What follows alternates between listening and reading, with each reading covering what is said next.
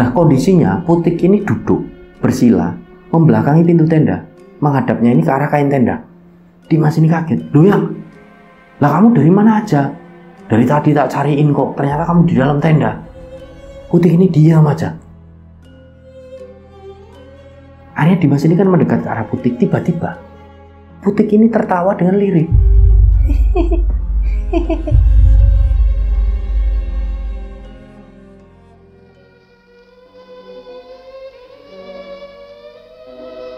Bismillahirrahmanirrahim. Assalamualaikum warahmatullahi wabarakatuh. Apa kabar rencang semua?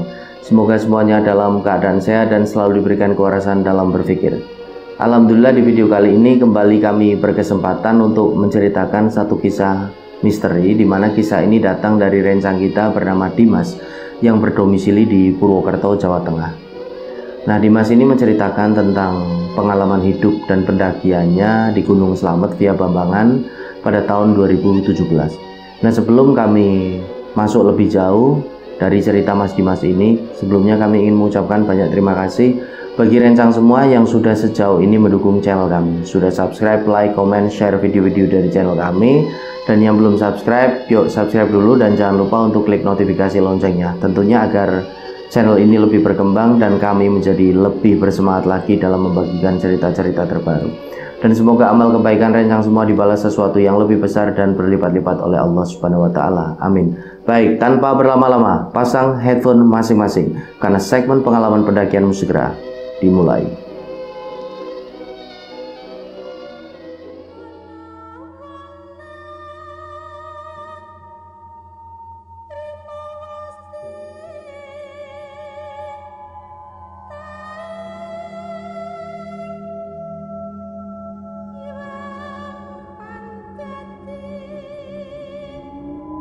Oke, jadi kisah ini dialami oleh Dimas di tahun 2017 rencang semua. Jadi pada saat itu umur Dimas ini menginjak 27 tahun. Dia sudah bekerja di salah satu perusahaan finance yang ada di sekitaran kota Purwokerto. Nah, di umur tersebut kondisinya Dimas ini masih bujang, dalam artian belum menikah. Padahal menurut pengakuan dari Dimas ini, pada waktu itu banyak dari teman-teman dekatnya ini udah pada nikah, bahkan udah punya anak. Nah, alasan Dimas ini belum menikah, alasannya ini simpel, sederhana. Dimas ini masih pengen bebas. Dan kebebasan itu berkaitan dengan satu hobinya, yaitu mendaki gunung. Jadi tidak tahu ini kaitannya apa antara kebebasan dan mendaki gunung. Jadi biar Mas Dimas saja yang mikirin itu. Oke. Di tahun 2017 tersebut, momennya ini di bulan Ramadan, di bulan puasa, Dimas ini seperti hari-hari biasanya. Dia melaksanakan rutinitasnya bekerja di kantor finance tersebut, dan pada sekitaran jam 5 sore, setelah dia menyelesaikan semua pekerjaannya, dia ini kembali ke rumah, pulang. Jadi jarak dari kantor Dimas menuju ke rumah ini sekitaran 15 menit lah. Nah, kira-kira jam setengah 6 sore, Dimas ini udah sampai ke rumah. Dia langsung bersih-bersih diri, mandi. Setelah mandi, dia menghampiri kedua orang tuanya yang pada sore itu sedang duduk-duduk di ruang tengah nonton acara TV. Jadi kedua orang tuanya ini kan sedang menunggu datangnya waktu berbuka. Dimas ini ikut gabung. Nah, di situ pembicaraan ini dimulai.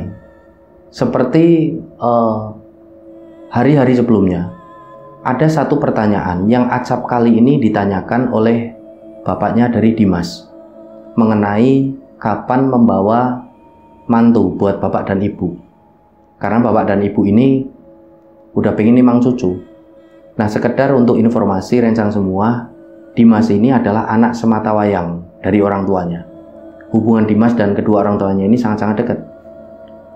Setelah dilontarkan pertanyaan tersebut oleh bapaknya, Dimas ini seperti kebiasaan sebelumnya. Dia ini menjawab dengan kalem, "Udah tenang aja pak, pokoknya tidak lama lagi nanti tak bawain."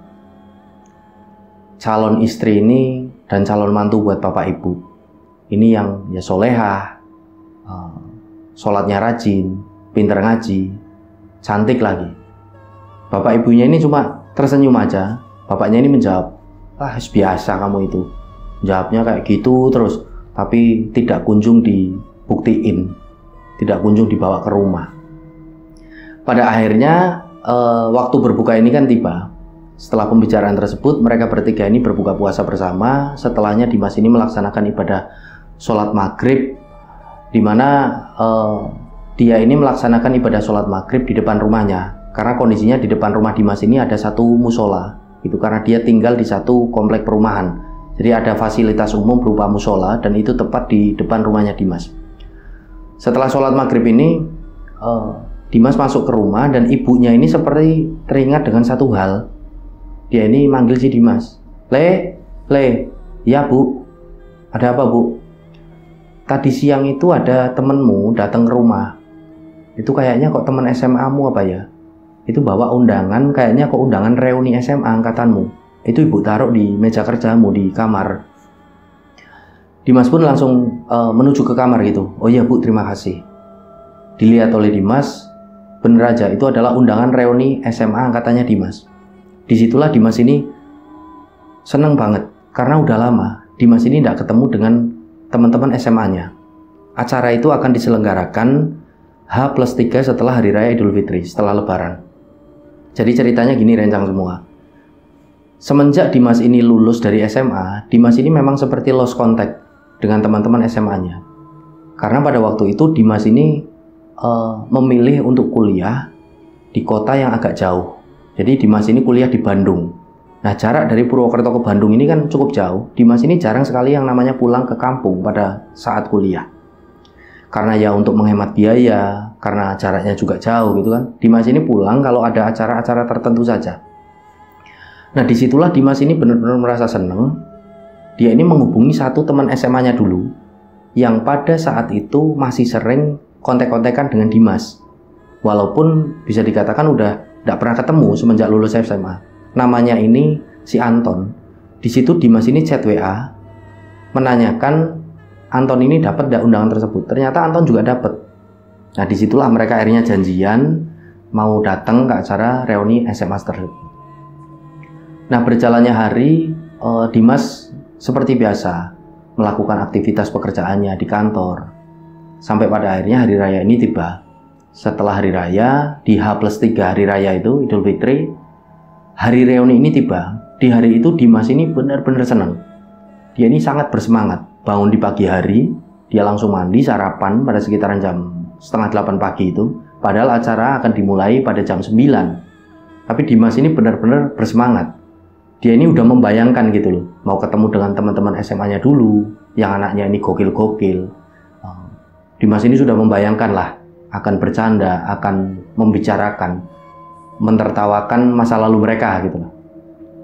Nah, setelahnya Dimas ini kan pamit dengan bapak ibunya, sungkem, pamit mau ke acara reuni tersebut. Dimas ini berangkat. Nah, sebelum Dimas ini berangkat naik motor, Dimas ini sempat chat WA si Anton ini menanyakan, Ton, ini mau ketemu di aula atau ketemu di mana? Atau tak hampiri aja ke rumahmu? Rumahmu masih yang dulu kan? Anton ini balas, rumahku masih yang dulu. Udah gini aja, ketemu di aula aja langsung, ketemu di sekolahan. Ya sudah kalau gitu. Dimas pun berangkat. Jarak dari rumah Dimas ke sekolah ini tidak terlalu jauh, kisaran 15 menit. Sama dengan kantor Dimas ini ke rumahnya. Nah, sesampainya di SMA-nya Dimas pada sekitaran jam 8:30 itu, Dimas melihat kalau aula ini udah rame, udah banyak yang datang. Wah, Dimas ini tambah bersemangat gitu kan. Dia parkir motor, dia ini langsung menuju ke aula. Di depan aula dia chat si Anton. Posisi bro, ternyata Anton udah di dalam. Anton ini keluar. Nah, disitulah mereka ini berpelukan, mereka melepaskan rindu karena banget lamanya udah tidak ketemu. Akhirnya mereka masuk ke aula, mereka menikmati acara tersebut gitu kan. Ketemu dengan teman-teman SMA dulu, mereka bercanda seperti apa yang sudah dibayangkan oleh Dimas sebelumnya. Nah, di tengah-tengah acara ada satu pertunjukan seperti hiburan, pertunjukan musik band gitu, live musik. Dimas ini dan teman-teman sedang menikmatinya.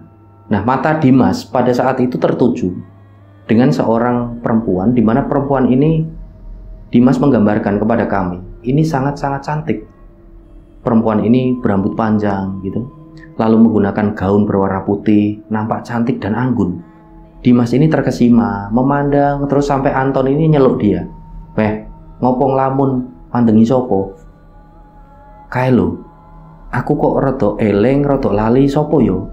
Cawe dok kae. Anton ini akhirnya memandang ke arah yang ditunjuk oleh Dimas. Oh, bakal si Putik toh. Oh iya jenenge Putik. Oh iya bener Putik.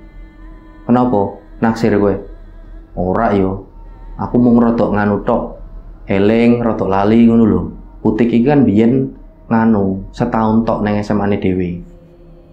Makanya gue mungkin rotok lali, rotok eling. Wong biyen kayak pindahan saka SMA liyo. Oh iya, aku baru inget Ton. Iya bener Putik ini anak pindahan dan dia dulu anak IPA ya. Kita kan anak IPS, anak-anak bandel.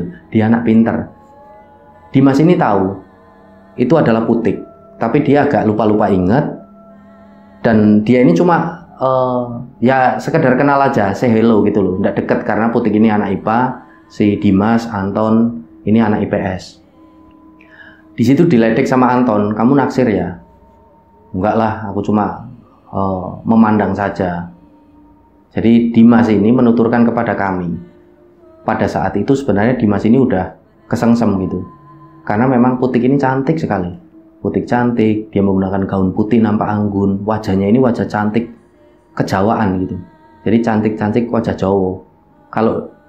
Kalau artis itu siapa itu? Oh iya. Jadi menurut pengakuan Dimas ini wajahnya ya kayak Dian Sastro gitulah. Nah, Dimas ini udah kesengsem kondisinya, tapi dia ini tidak berani buat nyapa. Kebiasaan dari Dimas dari dulu. Kemungkinan itu juga alasan dia ini tidak dapat istri pada waktu itu, karena dia ini malu kalau harus memulai pembicaraan sama lawan jenis. Sampai akhirnya Anton ini bilang sama Dimas, "Wes nek kamu naksir nanti tak comblengin, aku tenang aja." Dimas ini masih berdalih, "Enggak lah, aku enggak naksir sama dia." Sampai acara reuni ini berakhir, bener-bener Dimas ini tidak nyapa si Putik.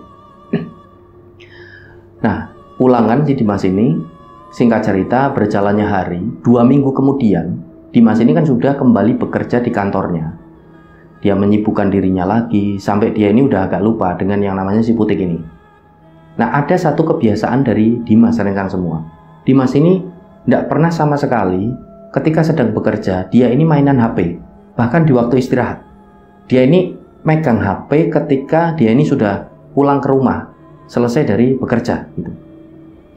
Nah, pada hari itu Dimas ini kan sudah selesai bekerja, dia pulang ke rumah, dia ini baru mainan HP, buka HP, ternyata di situ ada japri, chat WA dari si Anton.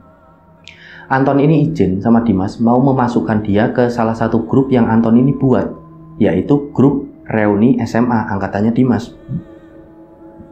Akhirnya di situ Dimas ini baru bales, "Sorry Anton, aku jarang pegang HP, kalau lagi kerja ini baru tak buka. Ya udah kalau mau dimasukin aja, enggak masalah ke grup."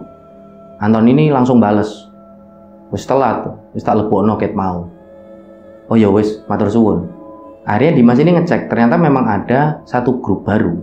Disitulah Dimas ini akhirnya nyekrol, baca-baca, kok rame banget ini grup. Dibaca-baca sama Dimas, ternyata di situ teman-teman dari SMA satu angkatannya ini sedang ngomongin Dimas sama Putik. Jadi seolah-olah teman-teman ini sedang mencomblangkan antara Dimas dan Putik.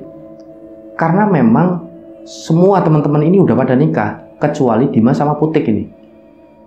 Jadi seperti dicomblangin. Dimas ini kan agak malu, tapi dia ini juga penasaran, ini Putik balas sih enggak dari tadi, dicari gitu kan. Ternyata Putik ini enggak balas sih.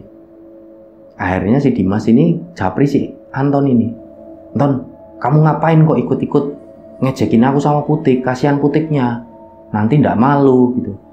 Nah Anton ini balas, "Alah kamu ndak usah pura-pura lah, kamu ini ndak bisa bohong wajahmu. Aku sama kamu udah temenan ini lama, semenjak kelas 1 SMA. Udahlah kamu ini naksir sama Putik dari kemarin kesengsem." Langsung di situ Anton ini ngirimin kontak dari si Putik ke WA-nya dari si Dimas ini.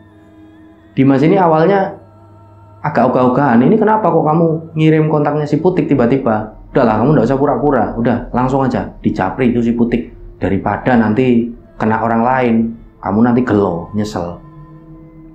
Pada akhirnya Dimas ini mengucapkan terima kasih, "Ya wis Ton, bersuwun ya." Nah, akan tetapi Dimas ini lagi-lagi mau japri si Putik ini antara iya atau tidak, ngetik enggak. Akhirnya diurungkan niatnya ini, bener-bener dia ini tidak punya keberanian untuk memulai satu pembicaraan walaupun itu cuma di chat WA. Hari pun berjalan. 3 hari setelah dia mendapati grup tadi, pulang dari kerja, seperti biasa, Dimas ini ngecek HP-nya, ternyata ada satu chat WA masuk ini dari Putik. Nah, kondisinya kan Dimas ini udah nyimpen nomornya Putik. Di situ Putik ini chat ke Dimas gitu loh, halo Dim. Nah, Dimas ini membalas, halo iya ini siapa? Pura-puranya belum nyimpen kontaknya dari si Putik. Akhirnya Putik ini balas lagi, ini Putik Dim, minta maaf yo Dim, kemarin beberapa hari yang lalu ini teman-teman kelakuannya kayak anak kecil. Jadi aku minta maaf kalau toh kamu ini tidak merasa nyaman jadinya karena teman-teman kelakuannya kayak gitu. Di situ Dimas pun membalas, tidak apa-apa Putik. Memang teman-teman dari dulu kelakuannya seperti itu, kayak anak kecil terus. Udahlah, aku yang minta maaf sama kamu. Barangkali kamu merasa tidak nyaman jadinya. Nah, akhirnya setelah diawali oleh si Putik ini, di chat si Dimas ini, berlanjutlah mereka ini mulai chat-chatan. Hubungan ini menjadi semakin dekat. 1 bulan setelah Putik ini japri dari Dimas, Dimas ini pun memberanikan diri untuk ngajak Putik ini jalan keluar. Dimas ini ngajak Putik, yuk Put, kamu ada waktu nggak? Ini hari Minggu, kebetulan aku libur kerja, dan kamu juga libur kerja, gimana kalau kita nonton aja? Kamu sukanya film apa? Dan ternyata Putik ini sukanya film dengan genre horor, sama dengan si Dimas ini. Ya wes, ayo cari film di bioskop yang horor, nanti kita nonton di hari Minggu. Mereka bersepakat, hari Minggu ini tiba, mereka pun nonton di satu bioskop yang ada di sekitaran Purwokerto. Setelah nonton, mereka berdua ini mampir di salah satu angkringan. Mereka ini makan nasi kucing, mereka ngobrol, mereka bercanda. Setelah nonton itu, hubungan mereka ini semakin dekat, semakin dekat. 1 bulan setelahnya, Dimas ini benar-benar punya keberanian. Udahlah, aku merasa udah nyaman ngobrol dengan Putik. Aku udah banyak tahu tentang kebiasaan-kebiasaan Putik. Putik juga udah tahu tentang ya banyak kebiasaan dari Dimas, bahkan hobinya ini untuk naik gunung. Aku tak nembak Putik aja lah. Aku udah yakin ini, sepertinya ini Putik jodohku, batin si Dimas pada waktu itu. Akhirnya di suatu momen Dimas pun ngajak Putik keluar di salah satu kafe gitulah di sekitaran Purwokerto. Disitulah Dimas ini mengungkapkan apa yang menjadi ganjelannya selama ini. Dia ini bilang sama Putik kalau dia ini suka dengan Putik. Dia ini ingin menjalin satu hubungan yang serius untuk dibawa ke ranah pernikahan. Jadi Dimas ini udah tidak mau basa-basi lagi. Nah, tanpa Dimas duga, ternyata Putik juga suka dengan Dimas, menerima cinta dari Dimas, dan bersepakatlah mereka untuk menjalin hubungan. Mereka pacaran, dan mereka juga langsung bersepakat, kita pacaran, lebih mengenal saja, tidak usah terlalu lama, nantinya kita langsung menikah saja. Hari-hari ini dijalani Dimas dan Putik ini. Jadi ya orang yang kasmaran gitulah. Mereka benar-benar jatuh cinta. 1 bulan setelah jadian, barulah Dimas ini ngajak Putik ke rumahnya, dikenalin dengan kedua orang tuanya. Bapak ibu dari Dimas ini nampak sangat bahagia, sangat senang gitu kan. Nah, ngene le, bawa calon mantu bapak ibu, wes ayu, saya rajin sholat, pinter ngaji, wes ndang, ayo, do kerja sing sregep, nek wes langsung ae. Nah, engko bapak tak ning omahe Mbak Putik, tak ngomong mbek wong tuane. Akhirnya berjalannya waktu ini, sembari menunggu 5 bulan lagi, ya seperti kebiasaan orang Jawa pada umumnya, setelah bertemu antar keluarga gitu, dihitung gitu kan, tanggalnya dihitung, bulannya dihitung, wetonnya ini cocok atau enggak, ternyata semuanya cocok. Pernikahan ini akan dilangsungkan 5 bulan ke depan. Nah, menuju ke pernikahan mereka berdua, mereka ini kan jadi semakin dekat. Mereka udah tahu luar dalam lah dari masing-masing. Sampai pada suatu hari Dimas ini bilang sama si Putik ini, yang aku pengen ngajak kamu, sebelum kita nikah, aku pengen ngajak kamu naik gunung. Loh lah, naik gunung kemana? Naik ke Gunung Slamet aja yang dekat dari Purwokerto. Nanti kita ke sana lewat base campnya di Bambangan yang ada di Purbalingga. Tidak terlalu jauh kok. Awalnya Putik ini menolak karena alasan Putik ya dia belum pernah sama sekali naik gunung. Dia takut nanti kecapean di jalan gitu kan. Setelah dirayu oleh Si Dimas terus menerus, akhirnya Putik ini setuju. Ya wes, mau naik gunung kapan? Minggu depan aja, berangkat di hari Sabtu. Kamu liburnya kan hari Sabtu Minggu toh? Tanya si Dimas sama si Putik ini. Karena kerjaannya Putik ini libur di hari Sabtu Minggu, Putik ini akhirnya ya sudah berangkat hari Sabtu. Putik ini tanya, loh kamu Sabtu kan berangkat kerjanya, nggak libur. Gampang lah, nanti aku izin sama bosku. Boleh. Yowes, akhirnya mereka bersepakat. Nah singkat cerita, di minggu depan ini, di hari Sabtu, setelah Dimas ini mendapatkan izin dari bosnya untuk cuti 1 hari lah, libur 1 hari, dengan entah alasannya pada waktu itu apa, Putik dan Dimas ini pun mulai mempersiapkan segala sesuatunya di pagi hari, di hari Sabtu itu. Jadi alat-alat gunung ini Dimas tata. Yang bawa tenda, yang bawa sleeping bag, matras, pokoknya berat-berat ini Dimas semua. Dibawa di satu keril yang besar, ukurannya kalau tidak salah 90 liter gitu. Nah Putik ini ditugasi oleh Dimas cuma bawa yang ringan aja. Bawa ya daypack gitulah, daypack kecil untuk bawa snack, untuk bawa senter, headlamp. Karena kondisinya kan Putik belum pernah naik gunung. Jadi yang ditakutkan Dimas nantinya kalau bawa yang langsung berat gitu, ngetrek di gunung, di jalur kan jadi kapok naik gunung si Putik ini. Nah setelahnya mereka ini berangkat dari Purwokerto, boncengan naik sepeda motor pada sekitaran jam 10. Udah mau menuju ke siang itu. Karena kondisinya kan cuma berapa jam aja dari Purwokerto, udah terlalu jauh gitulah. Berangkatlah mereka. Nah di awal-awal perjalanan mereka untuk menuju ke basecamp Bambangan, Gunung Slamet, tidak ada kendala apapun, semuanya ini normal, lancar-lancar aja. Tibalah mereka ini di basecamp Bambangan pada sekitaran habis duhur. Nah di sana Dimas ini langsung ajak Putik untuk melakukan simaksi registrasi sembari diperlihatkan tata cara dari naik gunung ini. Ya, seperti diedukasi Putik ini, diajari gitulah sama Dimas. Ini loh caranya simaksi, kalau main naik gunung ini harus laporan, kalau tidak laporan nanti kalau ada apa-apa di atas nanti repot. Nah Putik ini nurut. Setelahnya mereka beristirahat di base camp. Mereka melaksanakan ibadah sholat duhur gitu kan. Mereka berencana naik ini nanti pada sekitaran jam 1 siang gitulah. Nah pada sekitaran jam 1 siang akhirnya Dimas ini pun ngajak Putik ini, udah yang ayo langsung naik aja. Manggilnya kan udah nggak Put lagi, udah yang, karena udah lamaran gitu, udah mau jadi calon suami istri gitu kan. Jalan mereka pada sekitaran jam 1 itu mulai masuk ke jalur pendakian. Di awal-awal pendakian mereka berdua, Putik ini melontarkan pertanyaan yang membuat Dimas ini agak geli gitu. Lucu menurut Dimas ini. Yang ini kok naik gunung ternyata seperti ini ya. Tak kirain kalau naik gunung ini seperti di objek-objek wisata umum. Di sepanjang jalan nanti banyak yang jualan gitu atau penjual apa gitu. Dimas ini agak ketawa. Yondak yang di awal-awal pendakian kita ini kan lewati perkebunan warga, nanti kita singgah di beberapa pos lah sebelum nantinya sampai di puncak. Pokoknya pendakian kita berdua ini tidak usah ditarget, aku tidak ngajak kamu sampai puncak kok. Aku cuma ingin mengenalkan kamu dengan yang namanya keindahan alam. Jadi tidak usah dipaksain sampai puncak. Kalau kamu memang kuat sampai puncak, yo ayo nanti kita sampai puncak. Ya memang tidak ada yang jualan di sepanjang jalan ini, tidak ada yang. Adanya nantilah.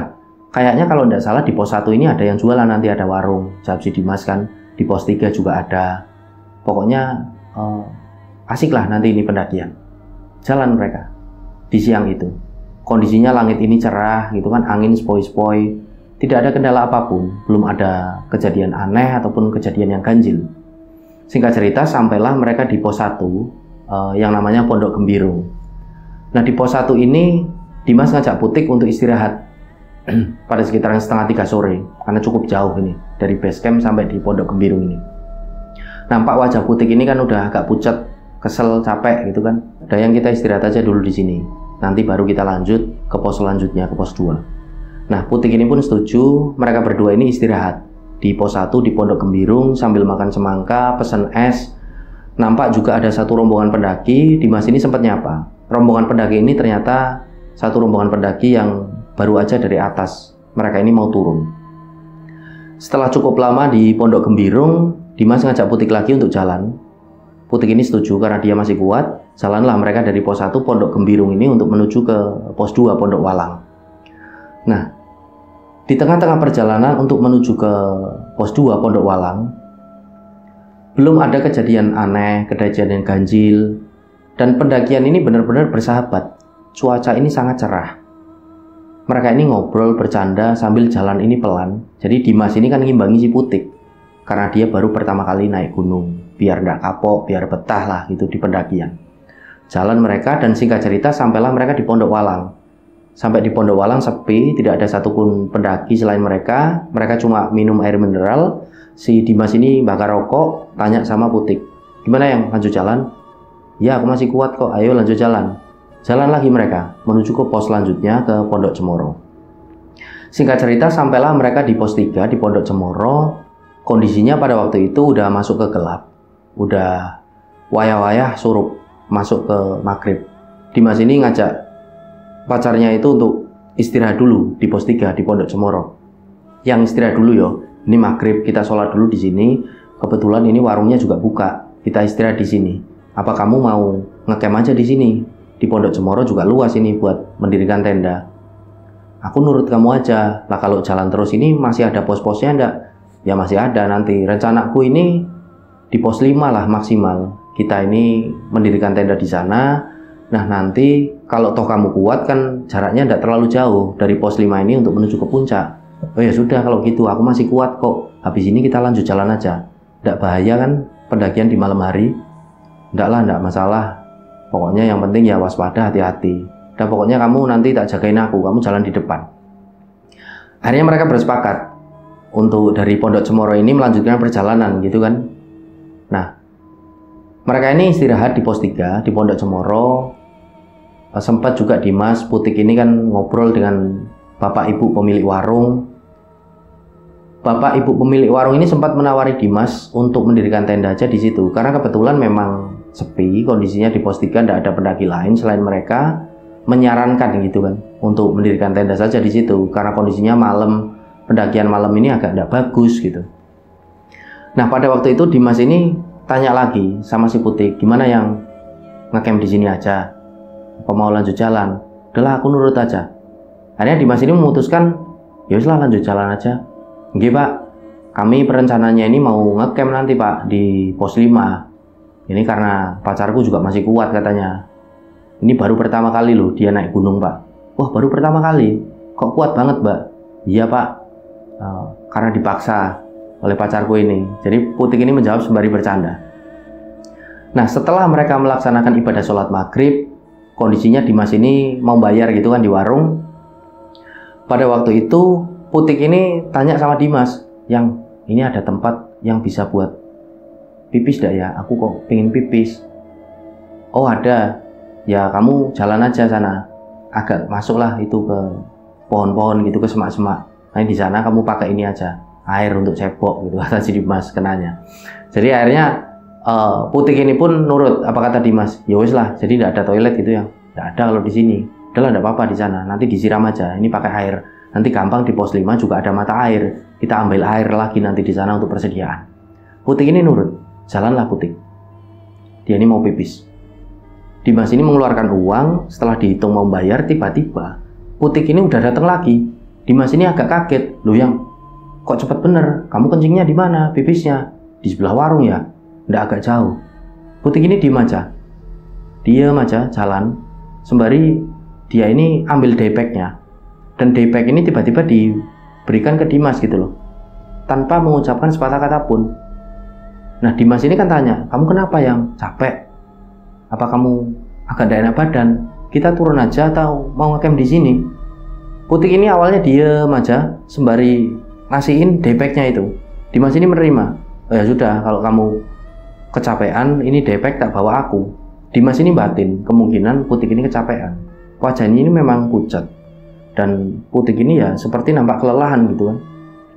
Akhirnya daypack ini diambil oleh Dimas. "Sudah, semuanya tak bawa aku aja wis. Kamu tidak usah bawa apa-apa. Nanti kamu jalan di depanku tetap." Dimas ini bayar setelah mengucapkan terima kasih gitu kan. Kondisinya Putik ini tadi di depan warung gitu. Nah Dimas ini pun pamit dengan bapak ibu pemilik warung. "Pak Bu, tak berangkat dulu ya." "Oh iya Mas, hati-hati." Jalanlah Dimas ini menghampiri Putik yang kondisinya ada di depan warung. Jadi setelah pipis ini Putik tidak masuk ke dalam warung, di depan warung Putik ini. Karena ada satu kursi di situ. Langsunglah Dimas ini ngajak Putik untuk jalan, melanjutkan perjalanan. Mereka jalan ini pada sekitaran ya 6:30 lebih itulah, udah hampir jam 7 jalan mereka. Kondisi pada waktu mereka jalan dari pos 3 Pondok Cemoro untuk menuju ke pos 4 Samarantu, kondisinya benar-benar sepi. Tidak ada satupun pendaki yang mereka ini temui di jalur. Entah ini pendaki yang turun ataupun pendaki yang bareng dengan mereka naik, sama sekali kondisinya ini sepi. Dan ketika dari Pondok Cemoro pos 3 di tengah-tengah jalan gitu untuk menuju ke pos 4, ada satu kondisi yang Dimas ini tangkap agak aneh. Langit ini tadinya cerah, walaupun gelap gitu kan, cerah, tidak mendung, ini kan kelihatan. Pada waktu itu tiba-tiba mendung dan kabut ini turun dengan cukup tebal. Dimas ini sempat bilang sama Putik, yang jalannya tidak usah cepat-cepat, hati-hati, aku di belakangnya kamu, jagain kamu, udah kamu jalannya tidak usah cepat-cepat. Putik ini cuma menjawab, iya. Tapi Putik ini nampak jalannya ini kok semakin cepat. Dimas ini kan merasa satu keanehan lagi. Setelah tadi langit tiba-tiba seperti mendung gitu. Ini Putik kok jalan agak cepat. Dimas ini kan akhirnya yang bilang lagi kan, jangan cepat-cepat, nanti kecapean kamu. Tapi Putik ini seperti tidak gubris apa yang Dimas ini katakan. Putik ini benar-benar jalan semakin cepat, dan Dimas ini sampai merasa kewalahan gitu loh. Yang jangan cepat-cepat yang. Akhirnya Putik ini jalannya agak lambat lagi. Nah gitu, jangan cepat-cepat, nanti kamu kecapean malah repot. Nah, jalan dep. Pada waktu itu Putik ini udah mulai ritme jalannya ini pelan. Tapi ada satu keanehan lagi yang ditangkap oleh Dimas. Dimas ini merasa kalau Putik ini tertawa sendiri dengan lirih gitu. Dimas ini awalnya tidak yakin, karena dia ini sayup-sayup saja mendengar dari arah depan, karena kondisinya Putik ini jalan di depannya Dimas. Akhirnya Dimas ini tanya, yang kamu ketawa kenapa yang? Putik ini diem, tidak menjawab Dimas sama sekali. Dimas ini merasa aneh, ini pacarnya kenapa kok tiba-tiba jadi pendiam? Dan barusan aku seperti mendengar Putik ini ketawa-ketawa sendiri dengan lirih. Lanjut jalan. Bener aja, Dimas ini mendengar lagi Putik ini seperti ketawa-ketawa lirih gitu loh. Tanya lagi Dimas, yang kamu ngetawain apa? Jangan bikin aku takut yang. Enggak kok, aku enggak ketawa. Akhirnya Putik ini menjawab, loh masa kamu enggak ketawa? Diam aja Putik. Dan jalan ini semakin agak cepat. Loh yang, jangan cepat-cepat, udah kayak barusan aja, santai aja. Tapi Putik ini jalan tiba-tiba bisa dikatakan sangat cepat. Sampai Dimas ini benar-benar kewalahan. Singkat cerita, sampailah mereka di pos 4 di Samarantu. Nah, sampai di Samarantu ini pada sekitaran jam 8. Suasana ini benar-benar gelap, kabut ini turun dengan tebal. Disitulah Dimas ini tanya dengan si Putik yang kondisinya ini duduk ini di sebelah pohon, dimana pohon ini ada dua buah pohon yang besar di Samarantu. Putik ini duduk sambil menunduk gitu loh. Dimas ini tanya, yang kamu kecapean ya? Aku kan bilang dari tadi jalannya jangan cepet-cepet, jadinya kan gini. Udahlah, kamu kelihatan capek, kita mendirikan tenda di sini aja ya, di pos 4. Nggak usah sampai di pos 5, toh kita juga ada target sampai ke puncak. Putik ini nampak mengangguk. Nah, tidak begitu lama Dimas langsung mengeluarkan tenda, matras, semuanya dikeluarkan dari kerilnya. Mulailah Dimas ini mendirikan tenda. Putik ini duduk sambil menunduk. Wajahnya Putik ini pucat, nampak kecapean batin si Dimas. Setelah mendirikan tenda, Dimas ini langsung mengeluarkan logistik. Dimas ini sempat tanya sama Putik mau masak apa. Putik ini cuma menjawab, sekarepe, terserah. Akhirnya Dimas ini masak mie goreng. Dia mendadar telur, kesukaan dari Putik ini. Yang kita masak mie instan aja ya, mie goreng sama tak gorengin telur. Kita masak nasinya besok pagi aja. Kita habis makan langsung istirahat, biar besok pagi kalau toh kita jadi muncak, ya kita biar energinya kuat, istirahatnya jangan terlalu malam.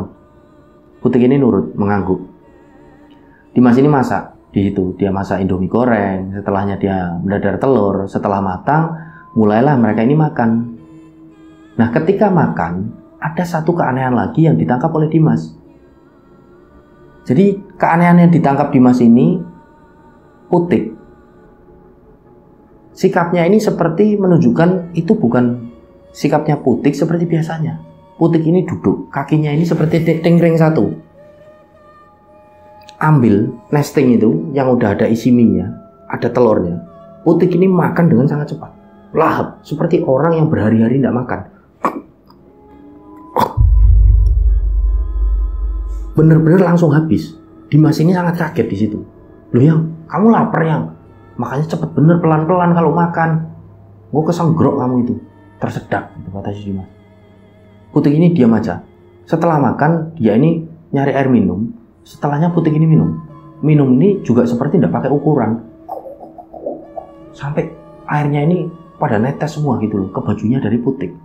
Dimas ini melongo, bengong aja. Ini pacarnya kenapa kok aneh? Nah, pada momen itu Dimas ini udah mengira jangan-jangan Putik ini kesurupan. Nah, setelah minum, minuman ini ditaruh sama Putik. Putik ini masih tengkreng satu kakinya. Wajahnya ini setelahnya menunduk, seperti mengamati tanah tempat dia duduk. Jadi benar-benar aneh. Setelahnya dia mengangkat mukanya. Putik ini seperti membersihkan sisa-sisa makanan yang ada di giginya gitu.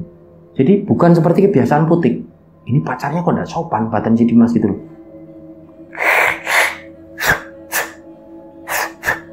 Ini matanya ini jelalatan, seperti tidak tenang. Dan Dimas ini menangkap betul, tatapannya ini tatapan kosong.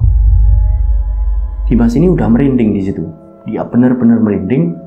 Sampai pada akhirnya Dimas ini bilang sama Putik ini, daripada seperti ini lebih baik tak suruh istirahat. Batin si Dimas, udah Yang, kita istirahat aja yuk. Kamu sholat dulu. Habis sholat nanti kamu baru tidur ya. Aku tak beresin ini. Kamu masuk aja cepat ke dalam tenda, istirahat. Biar besok kita punya energi buat lanjutin jalan ke puncak. Putik ini diem. Dia ngeloyor aja masuk ke dalam tenda dan langsung merebahkan diri tanpa sholat sama sekali. Nah, Dimas ini kan kaget. Ini kok Putik tidak mau melaksanakan sholat. Dia ini langsung terbaring seperti membelakangi dari pintu tenda. Dia tidak pakai sleeping bag seperti yang sudah diarahkan oleh Dimas. Jadi benar-benar aneh Putik ini. Dimas ini yakin betul pada waktu itu Putik ini kesurupan pacarnya. Akhirnya Dimas ini membersihkan peralatan masak gitu kan, semuanya dibersihkan, dibereskan. Sambil Dimas ini terus membaca ayat-ayat suci Al-Quran di situ. Karena Dimas ini benar-benar takut. Kondisinya tenda ini cuma tenda mereka aja, tidak ada pendaki lain. Kalau ada apa-apa, Dimas ini udah berasumsi macam-macam. Ini minta tolong siapa nanti kalau pacarnya ini ada apa-apa gitu. Jadi kejadian ini baru dialami oleh Dimas. Kejadian aneh, kejadian benar-benar ganjil baru dialami Dimas selama dia ini mendaki gunung ketika sama pacarnya itu Putik. Nah, di tengah-tengah Dimas ini sedang membersihkan peralatan masak itu, sedang dibereskan, tiba-tiba Dimas ini mendengar ada suara langkah kaki dari atas. Tap, tap, tap, tap, tap, tap. Dimas ini menoleh, dia mengarahkan senternya, ternyata ada dua pendaki dari atas. Pendaki ini cowok dan berhenti di pos 4 di Samarantu, disapa oleh Dimas. Loh Mas, baru turun Mas. Iya Mas, kami mau ikut ngecamp Mas di sini Mas. Besok baru kami turun gitu ke bawah. Oh iya ya Mas, monggo Mas, monggo. Masih luas kok. Disitulah Dimas ini merasa alhamdulillah ada temennya buat ngecamp di pos 4. Kalau ada apa-apa bisa minta tolong. Nah, tidak begitu lama nampak dua pendaki itu mendirikan tenda di situ. Cowok itu, dua pendaki cowok mendirikan tenda di pos 4. Setelah semuanya beres gitu kan, peralatan masak udah dibersihkan, udah diberesin semua, Dimas pun langsung masuk ke dalam tenda, nyusul si Putik ini untuk tidur. Jadi tendanya ini agak besar ukurannya. Tidurnya Dimas sama Putik pada waktu itu dipisah, karena mereka sadari betul mereka belum waktunya tidur bareng sebenarnya. Jadi belum mukrim gitulah. Akan tetapi di situ dikasih sekat pembatas menggunakan keril yang 90 liter besar itu dari si Dimas, dan backpacknya dari Putik ini yang tadi sempat dibawa oleh Dimas dari pos 3 Pondok Jemoro. Nah, Dimas ini masuk, dia pakai sleeping bagnya. Sempat Dimas ini bilang sama Putik ini, Yang itu sleeping bagnya dipakai, nanti kamu kedinginan. Putik ini tidak menjawab, diam aja. Batin Dimas, udah tidur dia. Ya sudahlah, nanti kalau tahu dia terbangun, baru tak suruh pakai sleeping bag. Karena kasihan Dimas ini. Putik ini nampak merasa benar-benar kecapean, kelelahan dia. Akhirnya Dimas ini tidur pada sekitaran hampir jam 10 lah, hampir jam 10 malam. Nah, ketika Dimas ini tidur, Dimas ini mengalami satu mimpi. Jadi dalam mimpi Dimas, seolah-olah Dimas ini terbangun dari tidurnya. Nah, ketika Dimas ini terbangun, Dimas ini benar-benar kaget. Karena tepat di atasnya, dia ini melihat sosok perempuan dengan rambut ini yang panjang, kumal. Wajahnya ini putih. Putihnya ini seperti putih dibedakin yang sangat tebal. Matanya ini hitam semua. Mulutnya ini menganga. Giginya ini bertaring semua. Jadi seolah-olah tepat di atas dari wajahnya Dimas ini. Dimas ini benar-benar kaget. Nah, pada waktu itulah Dimas ini benar-benar akhirnya terbangun dari mimpinya. Ketika Dimas ini terbangun, aku mengalami satu mimpi. Dimas ini akhirnya duduk gitu kan, di dalam tenda. Dia melihat ke sebelahnya, ternyata Putik ini tidak ada. Dimas ini kan kaget. Ini Putik kemana? Apa dia kencing, pipis? Kok tidak ngajakin aku? Berani bener dia. Batin sih Dimas ini. Akhirnya Dimas ini pakai sepatunya. Dia keluar dari tenda gitu kan, untuk mencari pacarnya itu. Dia manggil, yang di sekitaran tenda ini. Tidak ada sautan sama sekali dari Putik. Dipanggil lagi, yang kamu di mana yang? Kamu pipis ya? Tidak ada sautan sama sekali. Akhirnya Dimas ini mulai agak panik. Aduh, ini pacarnya kemana? Dimas ini mau membangunkan dua pendaki yang tadi baru mendirikan tenda di pos 4. Tapi Dimas ini tidak enak. Karena tenda ini udah gelap. Kemungkinan dua pendaki cowok ini udah tidur. Akhirnya Dimas pun berinisiatif untuk mencari Putik ini sendiri di sekitaran dari pos 4 Samarantung. Dia ini nyari sambil terus manggil si Putik ini, tapi tidak ada sautan sama sekali. Dimas ini udah benar-benar panik, sampai pada akhirnya Dimas ini memutuskan untuk jalan ke atas. Entah pada waktu itu kenapa Dimas ini punya asumsi kalau pacarnya itu jalan ke atas gitu. Apa jangan-jangan Putik ini udah jalan ke atas ya, ke pos 5 seperti rencana awal tadi. Dia ini penasaran atau apa gitu kan. Akhirnya Dimas ini jalan ke atas. Tap. Belum sampai di pos 5, di Samyang Rangkah untuk mencari Putik, tiba-tiba Dimas ini berpapasan. Kondisinya pada waktu itu jam 1 dini hari. Berpapasan dengan pendaki yang turun, dua pendaki cowok sama.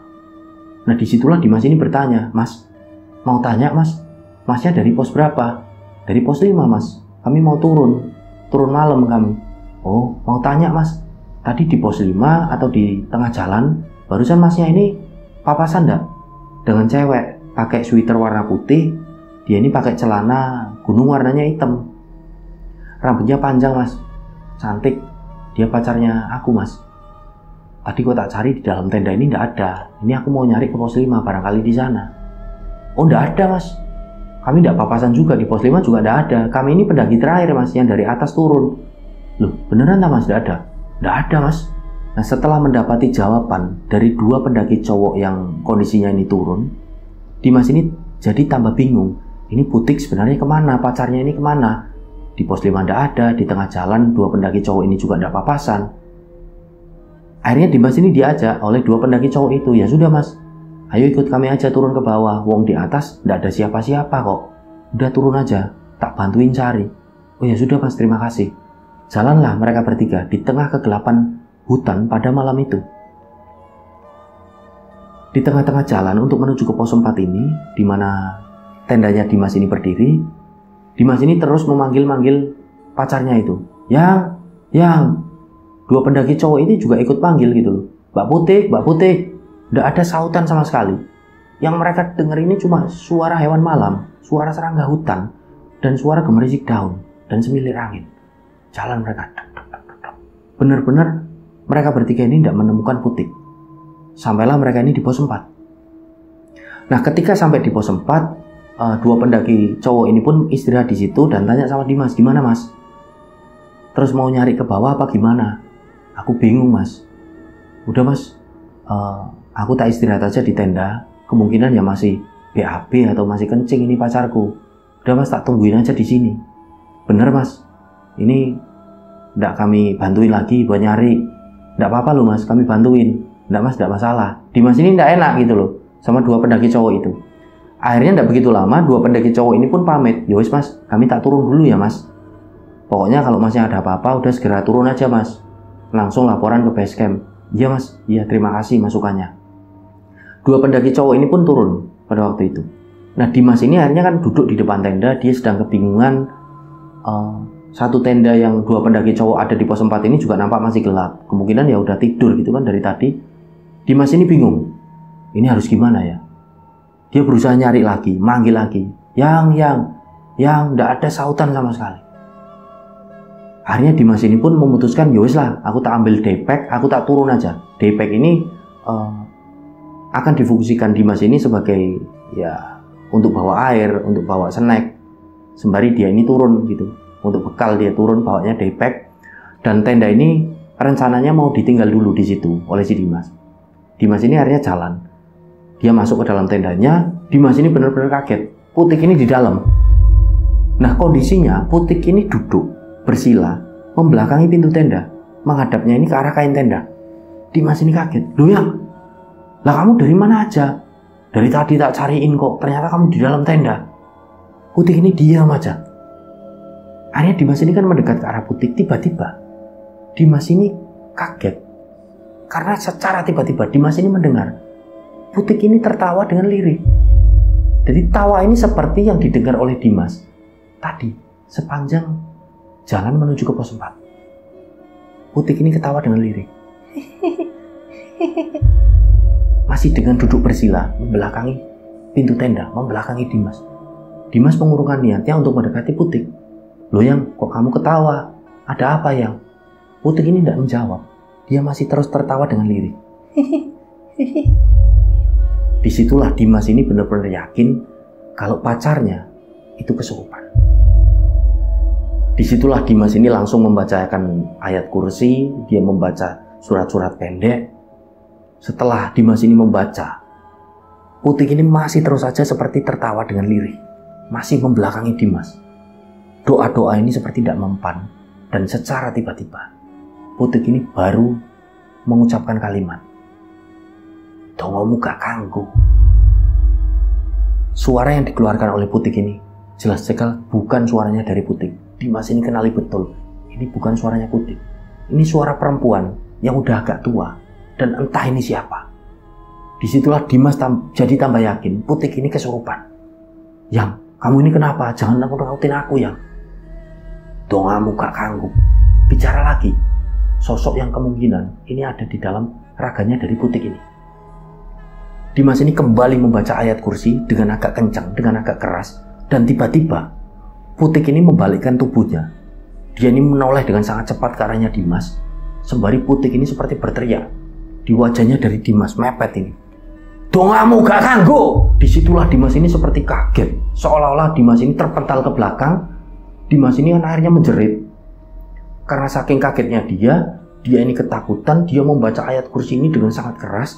Disitulah Dimas ini baru sadar. Ternyata di depannya ini tidak ada siapapun. Putik ini tidak ada di depannya. Loh, yang, Dimas ini teriak-teriak. Sampai pada akhirnya pendaki yang nenda di sebelahnya Dimas, dua pendaki cowok ini pun keluar menghampiri Dimas. "Mas, ada apa? Ada apa mas kok teriak-teriak?" "Mas, pacarku mas." "Pacarnya kenapa mas?" "Pacarku mas, pacarku ini barusan di dalam tenda kok tiba-tiba tidak ada mas." "Udah mas, yang tenang, yang tenang." Dimas ini akhirnya disuruh minum oleh dua pendaki cowok itu. Disuruh cerita. Dimas ini cerita semuanya. Nah, dua pendaki cowok itu merasa iba dengan Dimas. "Aduh kok bisa gitu yo mas, ada yang tidak beres mas kemungkinan. Ya wis gini aja mas, ayo kita cari di sekitaran sini dulu, barangkali masih ada di sekitaran sini pacarnya dari mas ini." Dimas ini nurut. Dimas akhirnya mencari dengan dua pendaki cowok itu, memanggil namanya Putik gitu kan. Yang, Mbak Putik. Tidak ada sautan sama sekali. Jam sudah menunjukkan jam 2 dini hari. Disitulah akhirnya Dimas ini seperti mau nyerah. Dia ini capek, benar-benar kecapean. Dua pendaki cowok ini pun menyarankan sama Dimas, ya udah mas, gini aja mas, ini tenda kami, tendanya mas langsung dibongkar aja. Tenda ini dibongkar, kita langsung turun aja mas. Malam ini juga laporan, lebih cepat lebih baik. Kalau pacarnya ini mas hilang di pos 4. Akhirnya Dimas ini karena udah gak bisa mikir jauh, dia ini nurut dengan dua pendaki cowok ini. Ya sudah mas, ayo mas kita beres-beres. Mereka pun beres-beres. Singkat cerita, setelah semua ini dibereskan, tenda-tenda dibereskan, semua peralatan ini dibereskan, turunlah mereka bertiga pada sekitaran jam 2:30 dini hari. Mereka turun, dan sebelum mereka sampai di pos 3 di Pondok Cemoro, mereka ini sempat papasan dengan dua orang pendaki cowok lagi. Mereka berpapasan. Disitulah dua pendaki cowok yang naik ini menyapa gitu loh. Loh mas, turun mas. Iya mas, kami mau turun. Kenapa mas, kok wajahnya panik gitu? Tanya dua pendaki cowok yang baru akan naik ini. Dijelaskan oleh dua pendaki cowok yang barengi Dimas mau turun ini. Ini loh mas, pacarnya ini kok hilang di pos 4. Ini kamu mau ke base camp, mau laporan sama orang base camp kalau pacarnya ini hilang. Nah, dua pendaki cowok yang kondisinya ini mau naik, wajahnya ini nampak seperti wajah yang agak kaget dan saling menatap di antara mereka. Setelahnya satu di antara mereka ini bicara dengan Dimas. Loh mas, lah pacarnya ini ciri-cirinya gimana mas? Pakainya jaket mas, sweater itu warna putih, lalu pakai celana gunung warnanya hitam, rambutnya panjang mas. Akhirnya satu pendaki cowok itu yang kondisinya mau naik ini menjawab, loh mas, itu bener mas ciri-cirinya? Iya mas, itu pacarku mas, namanya Putik. Oh bener mas, berarti mas pacar mas ini tidak hilang. Pacarnya mas ini ada di pos 3 di Pondok Cemoro. Tadi kami sempat temui, kami juga istirahat di sana. Warung di sana kan buka 24 jam. Kami sempat ke sana tadi makan sebelum naik ini. Kami tanyai cewek itu, diem aja. Setelahnya bapak ibu dari yang jaga kantin itu warung bilang kalau mbaknya ini tadi ditinggal sama pacarnya naik ke atas. Dimas ini kaget. Beneran mas, itu pacarku mas? Iya mas. Kami juga sempat tanya, namanya memang Putik kok. Bener itu ciri-cirinya itu kok mas. Di Pondok Cemoro mas, di pos 3. Udah gak usah khawatir, masnya hati-hati aja, gak usah panik jalannya. Dia di sana mas. Loh, lah dia sendirian mas? Ya, warung itu kan 24 jam mas. Dia duduk kok di depan warung sendirian tadi. Oh ya sudah mas, terima kasih. Jadi Dimas ini mengucapkan terima kasih, langsung ngajak dua pendaki cowok yang bareng sama Dimas ini turun. Ayo mas, langsung ke pos 3 aja. Ayo mas, jalanlah agak cepat Dimas ini. Singkat cerita, sampailah Dimas ini di pos 3 di Pondok Cemoro. Warung ini masih buka, tapi lampunya udah dimatiin, nampak menggunakan patroma saja. Disitulah Dimas ini yakin betul, dia ini melihat di situ Putik ini duduk di depan warung sendirian. Dimas ini langsung lari, dia langsung meluk pacarnya itu. Ya oh, yang kamu ini kemana aja, yang tak cari kok ternyata kamu di sini. Nah Putik ini seperti marah, melepaskan pelukan dari Dimas. Ngapain kamu meluk-meluk aku? Kenapa kamu tega sama aku? Aku kok ditinggal di sini sendirian? Dimas ini bingung loh. Ditinggal gimana? Justru aku nyari kamu. Oh kamu ini tadi udah tidur dalam tenda kok tiba-tiba ndak ada. Tak kirain kamu itu kencing. Tak cariin sampai di atas, sampai ke bawah ini loh, tanya masnya. Nah disitulah dua pendaki cowok ini pun ikut menjelaskan dengan Putik. Iya kok mbak. Nampak wajahnya Putik ini sembab, seperti nangis ini lama gitu loh. Matanya ini agak bendul. Nah tidak begitu lama, bapak ibu pemilik warung ini keluar dan bilang sama Dimas, iya mas, ini mbaknya ini kok ditinggal. Tadi kan di sini bareng, tak kirain tadi pamit berangkat itu mbaknya udah ikut. Ternyata masnya berangkat sendiri, mbaknya ini habis kencing tadi di sini maghrib itu. Terus baru ke sini dan tanya, ternyata masnya ini udah berangkat. Lah masnya ini kok tega, punya pacar kok ditinggal sendirian. Loh pak, saya ini tidak ninggal dia sendirian pak. Saya ini naik sama dia kok pak. Akhirnya disitulah bapak pemilik warung ini seperti merangkul Dimas dan agak menjauh dari warungnya, seperti mau diajak bicara berdua. Dua pendaki cowok yang bareng Dimas pun akhirnya istirahat gitu kan, karena di situ juga ada satu pondokan tempat untuk istirahat. Ya udah mas, kami tak istirahat di pondokan ya mas. Iya mas, terima kasih, jawab si Dimas. Dimas ini jalan agak menjauh dari warung, Putik di depan warung. Setelah agak jauh dari warung, bapak pemilik warung ini mengajak ngobrol si Dimas. Lah masnya ini gimana? Punya pacar kok ditinggal? sendirian. Kasihan toh mas. Jadi laki-laki jangan seperti itu. Loh pak, demi Allah pak, saya ini tidak ninggal pacar saya. Tadi saya ini berangkat bareng kok setelah bayar bapak ini. Akhirnya setelah dijelaskan semuanya sama Dimas, bapak ini seperti mengetahui sesuatu. Ya sudah mas, seperti ini aja. Karena udah ada kondisi seperti ini, alangkah lebih baiknya masnya ini turun. Nggak usah melanjutkan pendakian. Turun aja turun, kata bapak itu. Loh pak, lah sebenarnya yang terjadi apa pak ini? Wallahu alam ya mas. Berlepas dari semua yang mas ini alami, ya saya menangkap ada sesuatu yang aneh yang ganjil di sini. Yang penting masnya ini berdoa, semoga tidak ada apa-apa setelah ini. Loh pak, sebenarnya siapa pak yang naik sama saya itu? Ya wallahu alam mas, kemungkinan ya yang naik sama mas ini jin. Jin itu yang jahat, yang levelnya ini udah tinggi. Jadi bisa mewujud menjadi wujud padat dan menyerupai pacar dari mas ini, Mbak Butik. Wallahu a'lam mas, berlepas dari semua itu, yang penting masnya berdoa, mbaknya juga diajak berdoa, dan sudah masnya tenangin mbaknya dulu. Karena dari tadi dia nampak marah, dia nangis terus. Tak ajak tidur di dalam, dia juga tidak mau. Karena dia juga kan tidak bawa tenda, yang bawa tenda masnya. Iya pak, terima kasih pak atas bantuannya. Sama-sama mas. Udah mbaknya ditenangin dulu, nanti istirahat aja. Di pondokan ya tidak masalah itu. Nanti kan bisa buat tidur. Besok pagi-pagi setelah hari ini udah terang, turun aja mas langsung. Tidak usah melanjutkan pendakian. Ada sesuatu yang tidak beres di pendakian kalian berdua. Oh iya ya pak, terima kasih.